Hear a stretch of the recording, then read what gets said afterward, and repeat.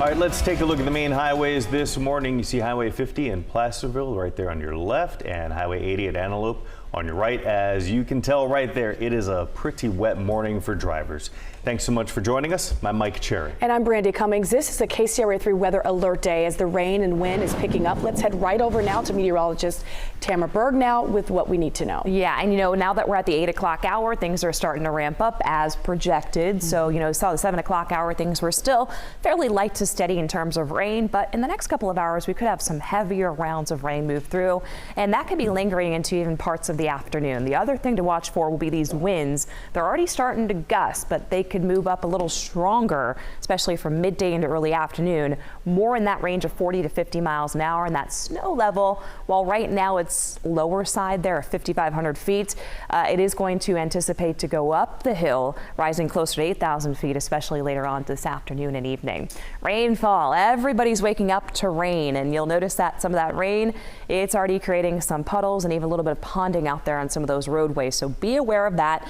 505 right now getting a good hit of rainfall as you get east of Lake Berryessa, traveling around Winters and all across Interstate 80. There's likely to be some standing water out on some of those highways. Now along Stockton, Modesto area, it's been light and steady rainfall for you, but if you're traveling around the foothills, you'll notice that that rain picks up in intensity from Sonora on into Twainhart as well as into Arnold, and then up the hill there it turns into snowfall along Highway 88 as you travel across Kirkwood. Snowing right now, as you'll see there, very lightly at the South Shore, and the snow picks up in intensity as you go across Donner Summit, along with those winds that are starting to pick up. The winds right now are gusting anywhere from 25 in Sacramento up to 30 in Fairfield.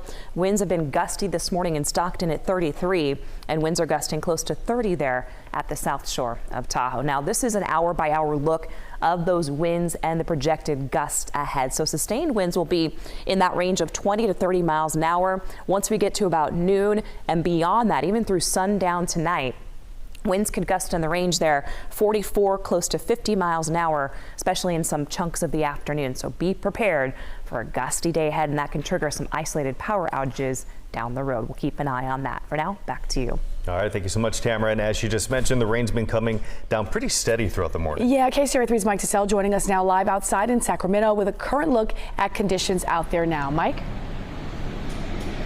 Yeah, and we remain downtown Sacramento right now. On a normal day in the stretch of all the rain we've been having, the rain itself really wouldn't be that big of a deal right now. I mean, it is enough to form some puddles because it has been steady and soaking throughout the morning. But the other thing that is along with this rain, and that's what Tanner was just talking about, are those winds, the gusting winds. One of the reasons we're down here is because we like to watch that flag across the street at the federal courthouse, and that has started to whip much more significantly as the morning has progressed. The other thing we've noticed, Brandon, if you start coming down to the left, you'll see over here, we have seen people trying to use umbrellas in this wind. You got to point it straight into that wind. That's really the only way to keep it from not flipping up the wrong direction like that one almost did just now in that wind gust. The wind is really going to be a determining factor today as these weather conditions start to change. If we get the heavier rain coming in,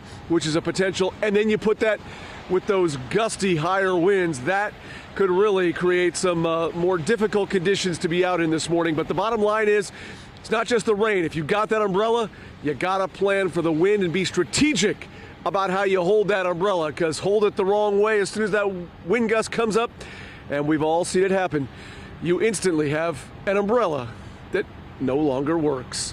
Live in downtown Sacramento, I'm Mike Tassell. For more on how this is all impacting the commute out there, Brian Hickey's been following that all morning. And we've had a number of issues across the area as the commute starts to pick up, Mike. And this is a look at Interstate 80 where you can see traffic very slow through the Greenback Lane area as you make your way down toward the split. We've got a couple of incidents, just minor spinouts and things that you'll see along the route there, but nothing that's going to cause any major issues there on westbound Interstate 80. Highway 50 right on the eastbound side of Bradshaw, we have an issue there, minor slowing. What I'm watching right now, northbound I-5 as you approach Highway 12, big rig and a vehicle involved in a collision there. One of them still in the number 1 lane. lane. They've issued a SIG alert for this section of I-5 northbound at Highway 12. We'll keep an eye on that for you, and again, involving a big rig there. Through Stockton, no problems here. 599 Crosstown Freeway, all looking good. And then as we make our way through the 99 corridor, coming up through Ripon, a little bit of slowing on that southbound side, and then westbound 205 and west 580, a little slow there as you make your way across towards the Altamont Pass. Elk Grove to Highway 50, a 21-minute ride on 99. I-5 at 13 minutes, and Interstate 80 Roseville down to the split should take you about 20 minutes. In the Sierra, of course, we do have chain controls right now from Nyack over to the Donner Lake interchange. This is what it looks like at Kingvale. Plows just made a pass through there, managed to get it down almost to the pavement, as you can see there. But Highway 50 still no chain controls. It's raining at Twin Bridges. Back to you. Brian, thanks so much. You know, our meteorologists have been saying it all morning. This rain not expected to let up anytime soon. And of course, that does mean extra caution on the roads. Yeah, that's right. Let's get to KCRA3's Lizzie Mitri and her photographer who've been traveling along I-80 all morning long, and they join us live. And we can see that rain water from the road just getting kicked up there, Lizzie. Yeah, Mike, we've definitely got slick roads out here. We're on Interstate 80 going westbound. You can see the sign there, Vacaville, next 4 exits. That's the area we're in now. And yeah, just gray sky ahead of us and steady rainfall throughout the morning. We've been driving for three and a half hours now. And it started as kind of a lighter drizzle, and just over time as we continued our drive throughout the morning commute, the rain has gotten a little heavier, but just been really consistent throughout the morning. So you can see, yeah, it's definitely kind of starting to accumulate, like Mike mentioned, there on little puddles on the sides of the roads and things. And you can see the water kicking up from the cars in front of us. But the good news is we are seeing traffic where we are, at least, moving steadily here westbound, and we'll continue to follow up on the conditions as we go throughout the morning here. Back to you guys. All right, Lizzie, thank you so much. The Amador County Sheriff's Office is asking those living in some parts of the county to be ready to evacuate right now. The county says heavy rain could trigger an evacuation warning for people who live along creeks and rivers. That list includes parts of Jackson. You see the map right here. It also includes Sutter Creek, Ione, and in Amador County on Highway 88 east of Jackson to Prevatale Road. They say residents should have a plan right now before the warning. The Plumas County Sheriff's Office has issued an evacuation warning for the middle fork of the Feather River. You can see those areas in red on your screen. It extends from the slowed areas down to Valley Rancho, then east to Beckworth. This is a warning, not an order.